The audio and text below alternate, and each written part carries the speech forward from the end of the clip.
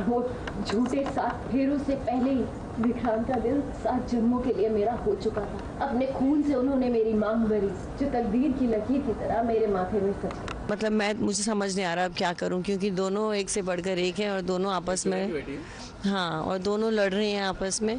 Obviously I am on मल्लाज side, so but इस scene का कंक्लूजन क्या होता है, मतलब जीत तो मन्नत ही गई है फिर से।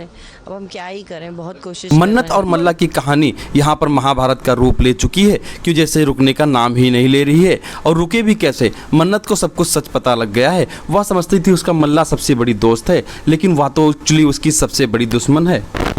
और यह अब मन्नत को पता चल चुका है, इसलिए इनकी लड़ाई रुक ही नहीं रही है, जिसने मन्नत के खुशियों का बिल्कुल गला सा घोंट दिया है। क्योंकि मन्नत जब बेहोश हो जाती है, मल्ला को लगता है कि मन्नत मर चुकी है, दरअसल वो बेहोश हुई थी। तेरी आवाज में कोई दर्द नहीं था, कोई तकलीफ नहीं थी मेरे लिए मल्ला। और जो शराब विक्रांत को पाने के लिए मुझे जो सही लगा मैंने वो किया, जो तू बोलती है ना सर्वाइवल के लिए, तो मैंने भी अपने सर्वाइवल के लिए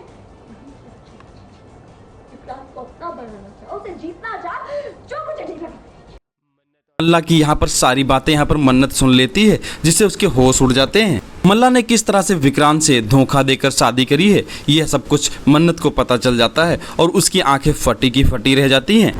पता चल गया जो पार्टी में हुआ था, उसने उसको कुछ तो केक खिला दिया था फिर से, तो कॉन्फ्रेंस जो थी, तो वो बताने जा रही थी, उसने धक्का दिया, उसको चोट लग गई, तो उसने मुझे फ़ोन किया, तो मैं पहुंची, तो मेरा और फ्रस्ट्रेशन लेवल की मलिका तुम कुछ भी सही से करती नहीं हो।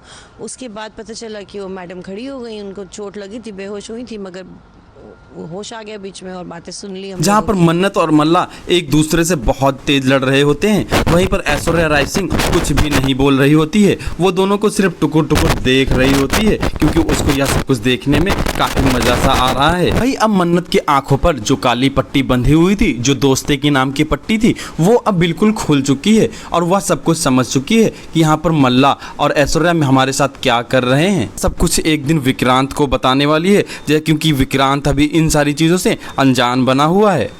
फिर विक्रांत और मन्नत शायद दोनों करीब आ जाएंगे। आप लोग इस प्रोमो के बारे में क्या सोचते हो, कमेंट बॉक्स में ज़रूर बताना।